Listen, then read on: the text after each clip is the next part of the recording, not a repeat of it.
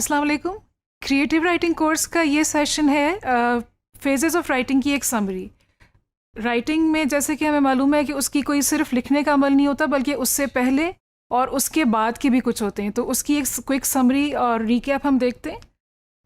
Planning, क्योंकि कहा जाता है कि if you fail to plan you plan to fail. अगर आप प्लानिंग नहीं करेंगे तो आपकी तैयारी पूरी है फेल होने के लिए, किसी भी काम के लिए। इसी तरह राइटिंग में भी प्लानिंग ज़रूरी है। उसमें आप आउटलाइन तैयार करने के लिए ब्रेनस्टॉर्मिंग करें, अपने सारे जो ख्यालात हैं उस टॉपिक से मुतालिक जो आपका मौजू है लिखने का, you get them all down and without censoring yourself, without filtering anything, you just put it down on paper, and then later on you see what is the short list and what is the categorizing of those things. उसके अलावा आप mind map बना सकते हैं, क्योंकि some people learn better through visuals and images, so for them a mind map is a better device.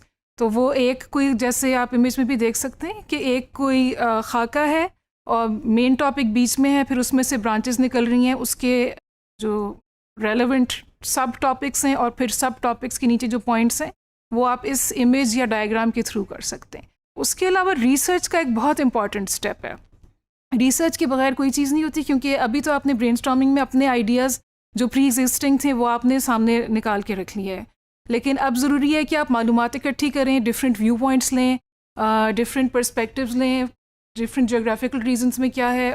सबसे अच्छी resource है प्रिंटेड मटेरियल, चाहे वो बुक्स हों, चाहे मैगजीन्स हों, मैनुअल्स हों, अखबार हो, कुछ भी ऑनलाइन सोर्सेज भी हैं। उसकी सबसे बड़ी रिसोर्स राइटर के पास ऑब्जर्वेशन भी होती है। अगर आप किसी बस स्टॉप पे बैठे हैं या एयरपोर्ट पे बैठे हैं, अपनी गाड़ी का या जहाज़ का इंतज़ार कर रहे हैं, you look around you, you see families, you see individuals, and as a writer you can imagine कि इनकी पीछे क्या स्टोरी है, ये कहाँ से आए हैं, कहाँ जा रहे हैं। That kind of observation can give you interesting Leeds into possibilities for stories.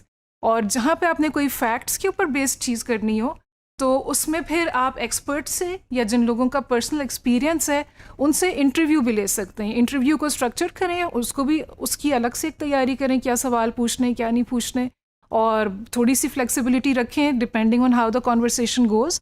और इसके ज़रिए भी आप इंफॉर्मेशन अपने लिए इकट्ठी कर सकते हैं। ये जो सारी सोर्सेज हमने बताई हैं, इसमें से की इंफॉर्मेशन आप सबकी सब यूज़ नहीं करेंगे, लेकिन once you have all this, it's going to give you confidence, it's going to give you a strong voice and a credibility that the readers and the client that you're working for will also recognize. तो ये आपको एक firm ground देगा जिसके ऊपर खड़े होकर फिर आप अपनी राइटिंग करेंगे, बेशक वो इंफॉर्मेशन बेस्ड है या फिक्शन है या जो भी कोई चीज़ है। इट्स इम्पॉर्टेंट टू नो कि बाहर हो क्या रहा है उस टॉपिक के मुतालिक। राइटिंग में एक तो ये है कि आपको ज़रूरी है एक कोई घर का कोना ऐसा हो जिसमें आपके आराम से बैठने की जगह हो, और जहाँ पे आपकी राइटिंग से रिलेटेड चीज़ें, कोई नोटबुक, स्टेशनरी, जो भी आप गैजेट यूज़ कर रहे हैं, लैपटॉप वगैरह, जो उसकी extension wire, everything that's there to make it comfortable for you, ताकि बार बार उठना ना पड़े आपको कभी ये चीज़ लेने के लिए या कभी वो चीज़ लेने के लिए। राइटिंग एक्साइटिंग चीज़ है, ये पैशन का काम है, लेकिन हर काम को ठीक करने के लिए थोड़ा सा डिसिप्लिन और परसिवियरेंस ज़रूरी होती है। उसको ग्रिट का नाम भी देते हैं। Basically it means you don't give up. अक्सर when we start something new we are very excited, when we are finishing it also we are excited, but when we get in the middle that's when we think oh will we get through this ever। उस वक्त जो वो motivation और एक enthusiasm से वो थोड़ा सा डाउन होता है, और इम्पॉर्टेंट है कि उसको आप सस्टेन करके रखें। That's where discipline comes in. So don't just look for inspiration और wait for inspiration, but make a fixed time जिसमें कि आपने ये अपना लिखने का काम करना है, तो ताकि आप प्रैक्टिस में भी रहें और अपनी डेडलाइंस भी मीट कर सकें। राइटर्स ब्लॉक, कागज़ पे आप लिखते जा रहे हैं, फाड़ फाड़ के फेंकते जा रहे हैं, कुछ जुमला लिख रहे हैं, डिलीट कर रहे हैं, you just can't get it right. It happens to the best of writers, there is nothing wrong with it, everyone experiences it. उसको there is no need to fight it, लेकिन ये कि उसके तरीके हैं। कुछ तो ये कि आप ब्रेक ले लें या कोई फ़िज़िकल एक्सरसाइज करें जिससे कि आपका ध्यान बिल्कुल हट जाए, और फिर आपको when you come back to it तो फिर हो सकता है आपको कोई नए आइडियाज़ आ जाएं या आपका फ़्लो बन जाए। दूसरा ये है कि आप घड़ी सामने रख के 5 मिनट का टाइम दें कि इसमें हमने जो है एक फ्री राइटिंग करनी है। Now this is not your actual writing for your assignment और project, but this is just free writing. जो आपके पास एक दो कोई प्रॉम्प्ट्स हैं उनको फॉलो करते हुए आप लिखें। जैसे आपकी कोई पसंद की किताब है, आप उसको खोलें, उसका कोई फेवरेट सेंटेंस लें और उसको अपना टॉपिक बनाते हुए या प्रॉम्प्ट बनाते हुए उसके आगे से लिखना जारी रखें। जैसे टेल ऑफ टू सिटीज़ का पहला सेंटेंस है, it was the best of times and it was the worst of times.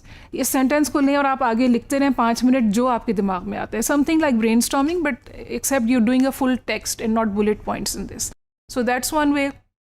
या आप कोई सिचुएशन ले लें या कोई लोकेशन ले लें कि भाई इन अ डॉक्टर्स ऑफिस या इन अ पार्क या इनसाइड अ प्रिजन, और उस लोकेशन के और सिचुएशन के बारे में जो आपके दिमाग में आता है आप लिखते जाएं। So that might get your flow going again and you can get over the writers block. और ये भी होता है कई दफ़ा कि राइटर्स ब्लॉक में आपको परेशानी तो होती है कि ये मैंने लिखना है, डेडलाइन कैसे मीट होगी।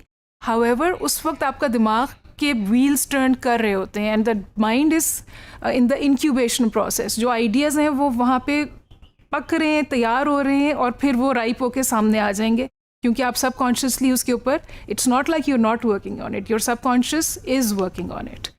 और लिखने के बाद आता है काम, उसको आप रिव्यू करें, दोबारा से पढ़ें, एडिट करें, दोबारा से जो हिस्से जिनको लिखने की ज़रूरत है उनको लिखें, जो हिस्से डिलीट करने की ज़रूरत है उनको बेदर्दी से डिलीट करें। Don't be emotionally attached to it. Think about your audience. When you are writing you think about your own flow and you write, but when you are editing you have to edit with the door open, यानी कि अपने बाहर की दुनिया से aware होते हुए आपको एडिटिंग करनी होती है। तो इसलिए उसमें ये सारी चीज़ें रखते हुए और आप अपने सिर्फ अपनी क्रिएटिविटी को सेटिस्फाई नहीं करेंगे बल्कि ऑडियंस का सोचते हुए या अपने क्लाइंट का सोचते हुए उसमें जो तब्दीली चाहिए वो लाएंगे and then it will get a finished state. So this is the summary of the phases in writing. Thank you.